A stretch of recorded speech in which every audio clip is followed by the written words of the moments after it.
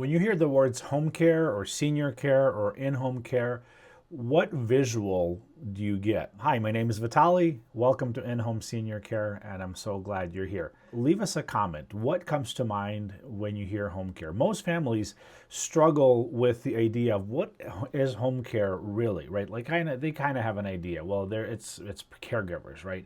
But like you can walk into a building and see how beautiful it is and totally visualize yourself. Like I could see myself living here, especially here in Minnesota where things, it gets 15 or 20 below parts of the year. And so the idea of just going down the hall to have coffee with a few of your neighbors really sounds appealing. But while home care lacks the visual, home care is best simply because it is our home. It is our routine, and it's living and aging on our own terms versus being someplace that may be granted beautiful and amazing things there, but it is a home that you will have to grow into versus a home that is already a home for you at this point. So, what does home care actually look like?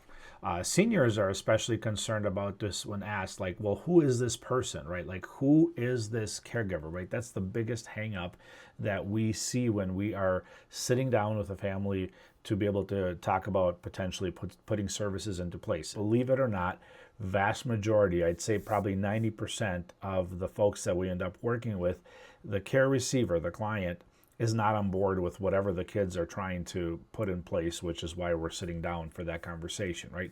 And it's because they don't know, like, what are these people going to do? Like, a stranger will be helping me. Like, will they be taking over my house? Will they now be telling me what to do in my own home? Or do I have to entertain them? What am I going to do with them, right? We have this concept in our minds of, like, when we have people over, we clean the house, we get food ready, we're entertaining our guests, our friends. And so a home care with having a person come to help us feels very awkward and strange, right? How long do they have to be here? How long do I have to deal with them when they're coming to help? So today I'm going to walk you through what senior care actually looks like in the home and how a personalized care plan makes all the difference. I talk to families weekly that will say things like, we didn't think we were there yet. We weren't sure what the help would look like. We weren't even sure like how to approach this, and we for sure don't want to take my mom's independence away. We want to be respectful of those things. So, and those concerns, they make complete sense because most people don't really understand home care and don't understand what it does and how flexible it can be. So let's just clear that up. So in-home care is non-medical support that's designed to help seniors live safely, comfortably, and with dignity in a place that they know and love, which is their home, right? We all want to, we all find comfort in our home. That's why, we enjoy being in a place where, our memories are, and we're surrounded by pictures and furnishings and things that mean something to us. They have a history and they're connected to us. And so home care is not about taking control or taking control away. It's about supporting daily life in a way that respects the personal routines, preferences, and independence, right? I like to kind of talk about the idea that home care is there to help you maintain your normal routine, help you do the things that are normal for you and you would want to continue them, instead of moving you into a place where we're going to insert you into an artificial routine. As great as that may be, bingo and all, your own routine that you've had for years at home is a much more comforting thing, and we want to see how we can come along to help maintain that for you. So a personalized care plan is not a generic checklist, right? It's a written roadmap that's built around the person and their individual needs, right? So each care plan is individual, as that sounds, and it's specifically made for the person that we're meeting with, and that's why we we will always do a no cost, no obligation home visit to help a family figure out what might be appropriate for them.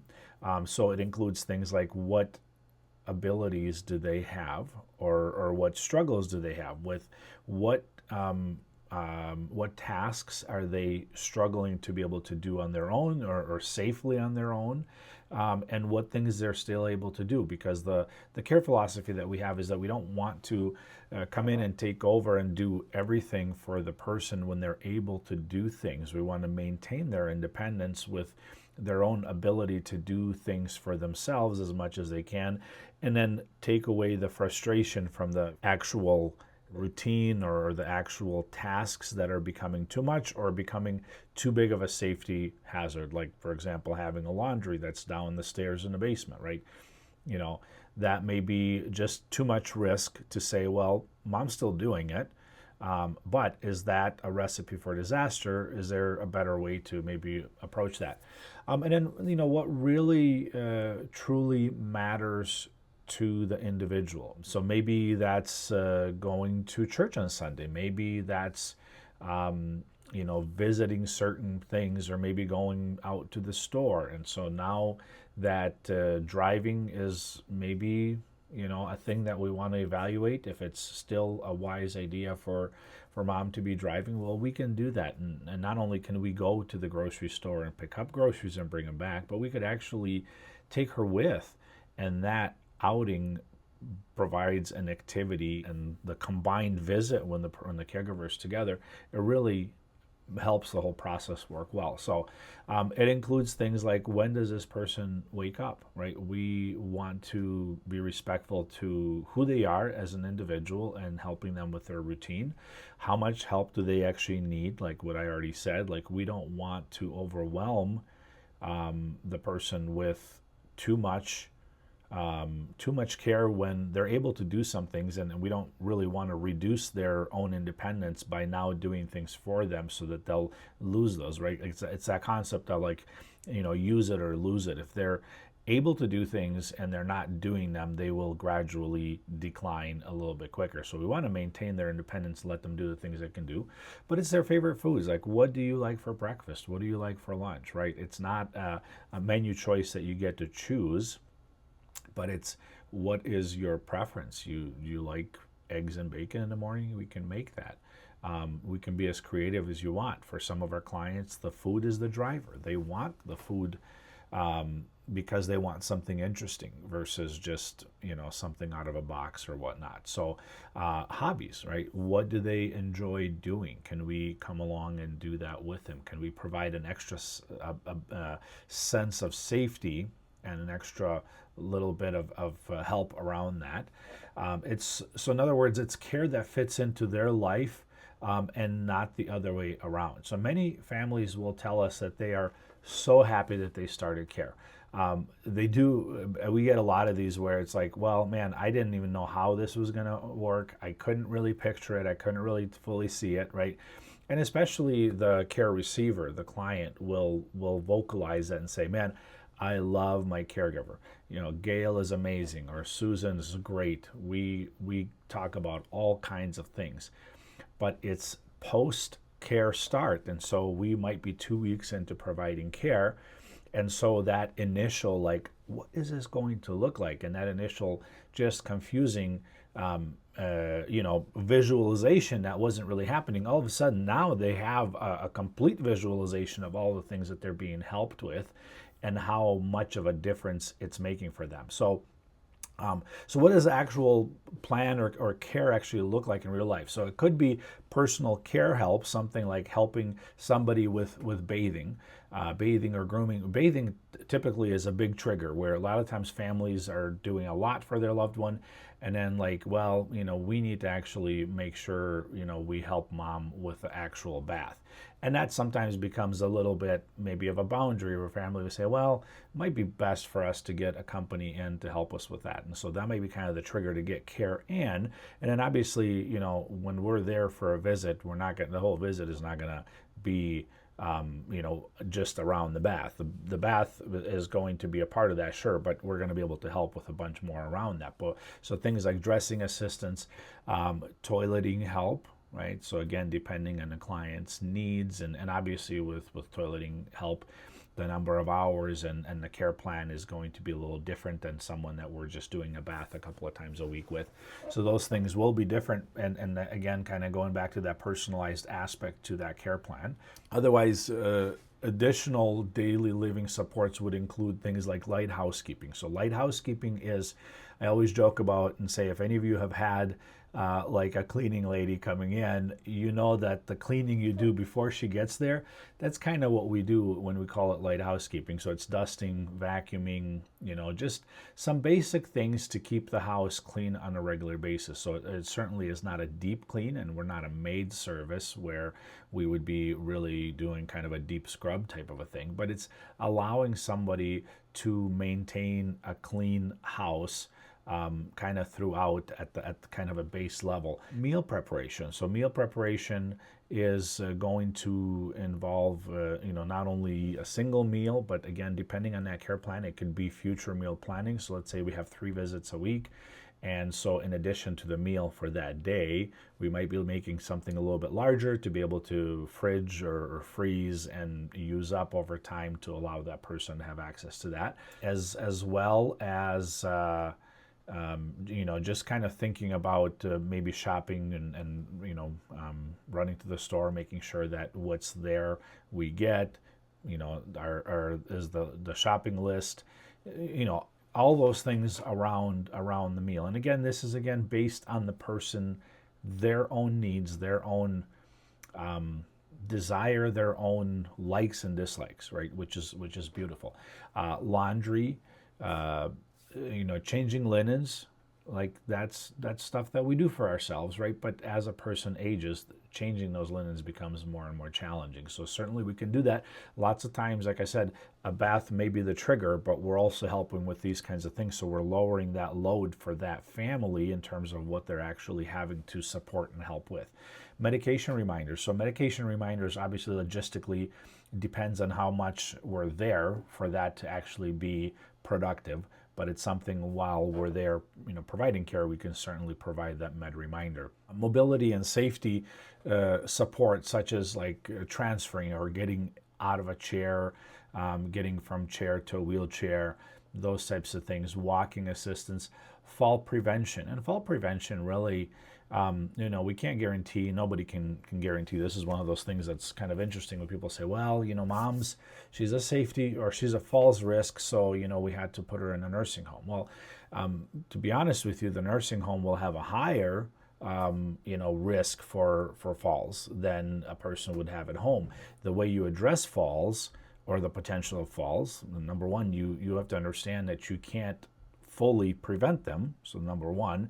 Two, really focusing on walking and exercise is the biggest issue, right? Because falls happen because of the person getting weaker and weaker with their muscles. And so within reason of how much of that you can do, when we're providing home care services, we can actually help continue like a PT routine for somebody and help them do their daily exercises, if at the very least help encourage them to do those. So and of course the most important and the most overlooked part of the care is companionship. So companionship is foundational. That's how we look at it. So it's a relationship that these other things will stack upon, and all the task lists that are there for each day that we're providing services are set on top of that relationship that the caregiver brings to the equation, because that's a trusted person that comes. And so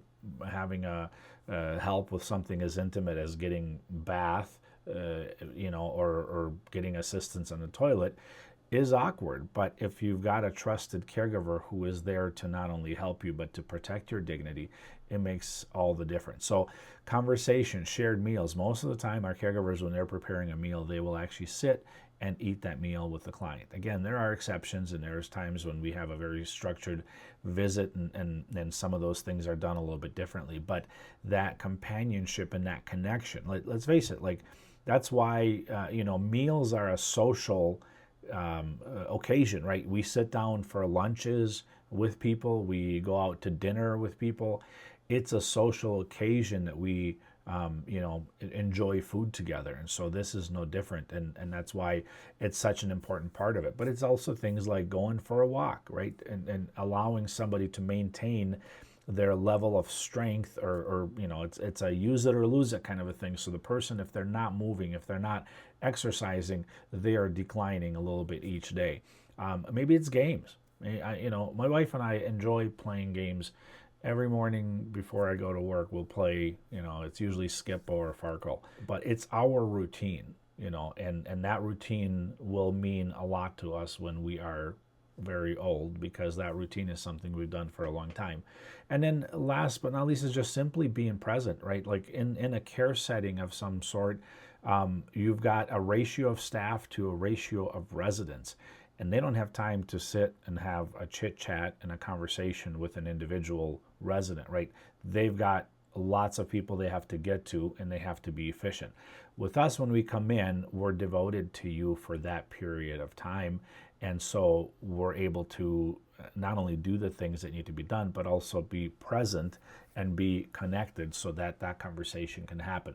So caregivers aren't there to rush your loved one and to, hurry up and get them to what they need to do. In fact, something to think about is there's many, facilities, assisted living facilities, that will eventually ask one of their residents, for example, to either move to a higher level of care or maybe bring in support, because if they're a little bit too slow with their routine. So we have clients on a regular basis that we end up coming in to assisted living to help, let's say, for example, with the morning routine, because we can take our sweet time and we don't have to rush that person, let them go at their own pace.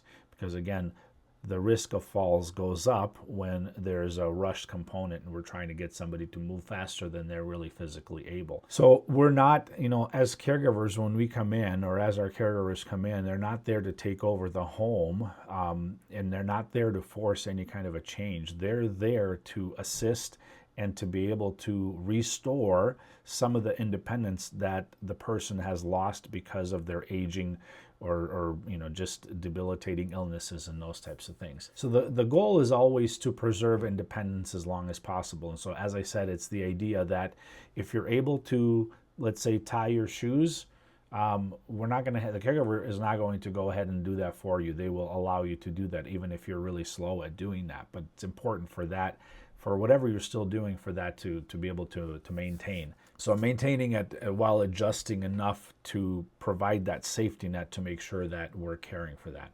And then one of the biggest surprises for families is how flexible care can actually be. So, some people start with us with just a few hours a week, right? We've had many, many families who have been on services with us for more than 10 years. And usually it starts with a little bit of care, kind of like a maintenance care, and then over time they will add to it as the person, their needs change, as they decline, and a lot of those would eventually end up with potentially 24-hour care. And we've been just incredibly privileged to play that role, to be able to be that trusted resource for those families as the care went on to where we could increase it, and they knew us, they knew our caregivers, and then we would work with them to make sure that that was working really well. Other people may need daily support. They may need some services every single day. So when we talk about things like med reminders, well, that may be one of the reasons, right? Because a person,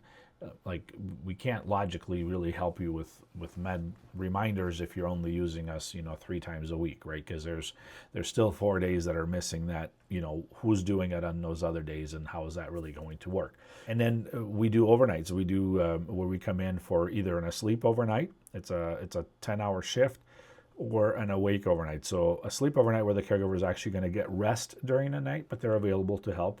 And then the awake is, of course, sometimes the client is maybe bedbound, maybe they are high risk of falls, somebody needs to be at the bedside. And so that's kind of that unique scenario there. And those are different cost options that will allow someone to, make the cost a little bit more affordable. And so any good care plan evolves as the needs change, right? So not, whatever, we start with somebody over here that just needed a little bit, as they age and as their care needs change, that care plan will expand. I'll have more things on it and we'll continue. And so we often deal with people thinking, well, if accepting help means things are really bad, right? Like it just feels weird to step into where we have to say that mom actually needs this. But really, in reality, when you think about it, it actually means that you're being proactive and you're being compassionate, right? You think of the idea that maintenance in any realm of life, whether it's maintenance on your home, maintenance on your car, maintenance is the key to long-term success, right? It's no different here with care, is that you don't want to be dealing out of a crisis scenario where mom fell, broken hip, now you're dealing with a very different scenario. Now, again, I'm not implying that having home care could prevent or you would never have, a fall or something to that effect. But it is much less likely and much more likely that someone being in on a regular cadence in the home is going to pick up on potential issues and would be able to speak into it and be able to say, hey, mom's not doing great, something's going on, maybe she should go see the doctor, right? And so sometimes those things can be caught much earlier before you have a major issue. And ultimately, I think this is what you have to really think about as the family caregiver is that burnout factor. How much do you continue to take on and feel guilty because you're not quite maybe keeping up with the list that needs to be done because you've got your own family, you've got lots going on. And then you feel like when you come over, like you don't have time to really visit with mom because you got another list. You got to, go get more groceries, go do this, go do that. And so that burnout factor where we can come in and allow you to become the daughter and, go back to just being able to come over and visit and the things that need to be done are being done. So brings or reduces burnout, brings peace of mind, and understand that you don't have to do this alone. It's okay for you to get services in and to have this help. So at its heart, home care is about dignity, safety, and restoring someone's independence and honoring their life story. That's the biggest thing when I look at it. It's honoring their life story. It's allowing them to maintain who they are, their own routines, their own favorite foods, games or things that they like to do on their own terms with a little help from a friend. That's kind of how I like to look at that. So anyway, we offer free, no obligation care consultations where we will talk about this more in depth, help you understand whether this is a fit for you. And then many times it's not for one reason or another. And we are happy to give you other resources in the community to help. Our goal is to be a trusted provider. If we're not the best fit, we will tell you that. We don't, we don't sell, we don't push, we don't force anything. And so anyway, reach out to us. If any of this is helpful, please comment, like, share, and subscribe, and we will see you in the next one.